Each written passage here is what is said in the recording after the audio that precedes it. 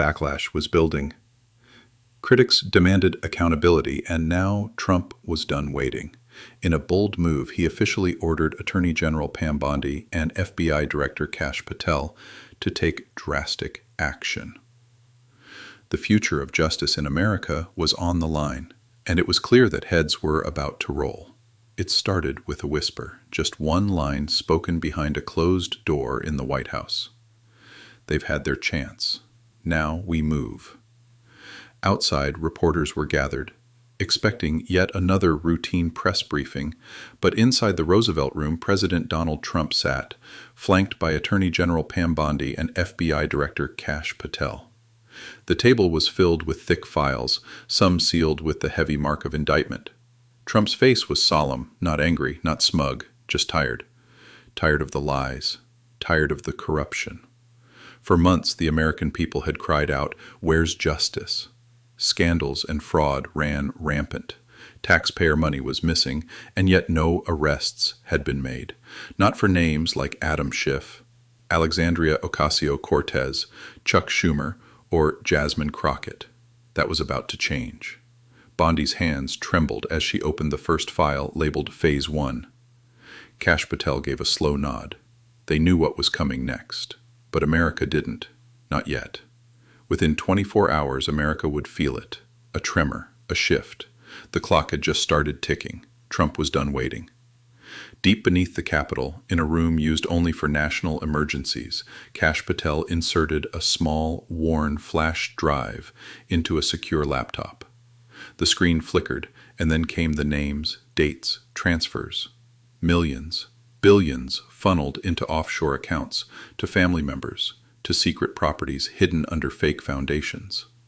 Cash muttered, "This isn't just fraud, this is betrayal." Bondi watched the screen, tears welling in her eyes. One file showed government contracts being funneled to a shell company run by a sitting senator's cousin. Another connected massive foreign donations to a fake climate project that never existed. "Why hasn't anyone acted on this?" Bondi asked, her voice shaking. Cash Patel looked up. Because the people responsible were the ones in charge of hiding it. Trump walked into the room, silent, steady. He'd seen enough.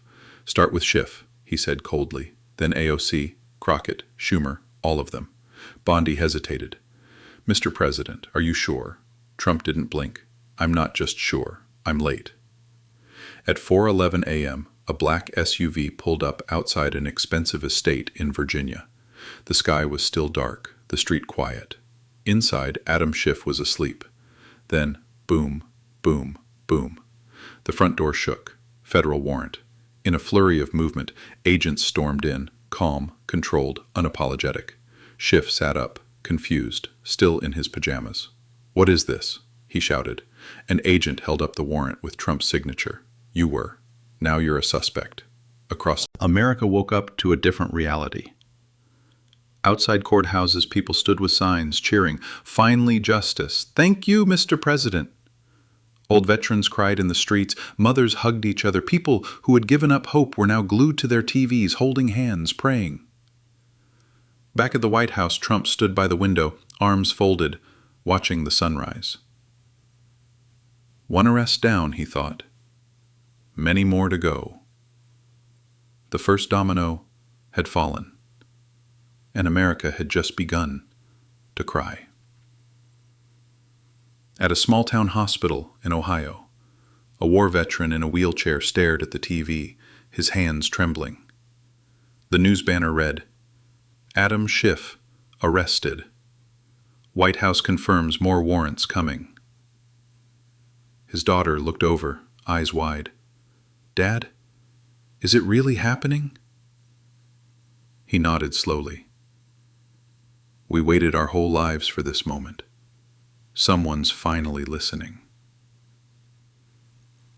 Inside the hospital room, even patients on oxygen smiled faintly. Meanwhile, Pam Bondi stood in front of a dozen agents in D.C., her voice cracking with emotion. "This isn't about politics," she said. "This is about the truth. These people stole from the American people. They used their power to crush the weak. Not anymore." That night, Bondi visited her father's grave. "I wish you were here to see this," she whispered, wiping away a tear. Behind her, Cash Patel got into an armored vehicle. In his hand was the next file. The name on it: Alexandria Ocasio-Cortez. At exactly 5:32 a.m., black vehicles flooded a quiet apartment complex in Brooklyn. No sirens, no shouting, just swift, controlled motion. Inside, AOC sat at her kitchen table, sipping herbal tea. She didn't hear the door until it burst open.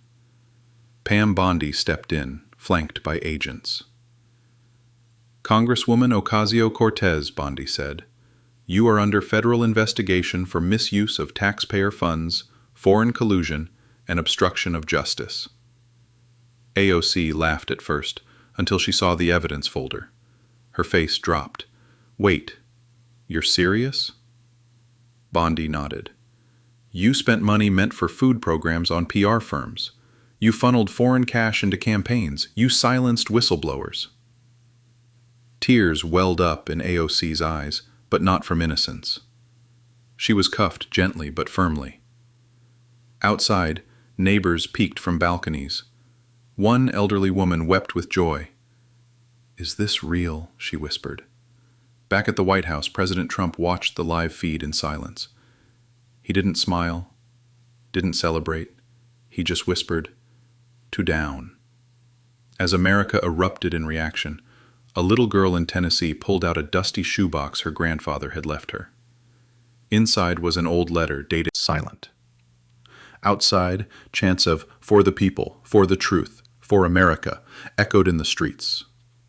Meanwhile, Cash Patel stood before a large whiteboard, red string connecting photos, names, wire transfers, Schumer, Crockett, and others. He circled the next name, slowly, with purpose. Bondi walked in. "Trump just called," she said. "He says, it's time." Cash nodded. "Let's make history." In Wichita, Kansas, a widow named Martha sat in a church, praying for her late son, Corporal Daniel James, killed overseas in 2010. She remembered his last letter. "Mom, one day, our country fights for us the way we fought for it." Martha opened her eyes as the TV flashed the news. "Second arrest confirmed, AOC in federal custody." She whispered, "Thank you, Lord." Across the country, Americans like Martha felt something they hadn't in years: hope.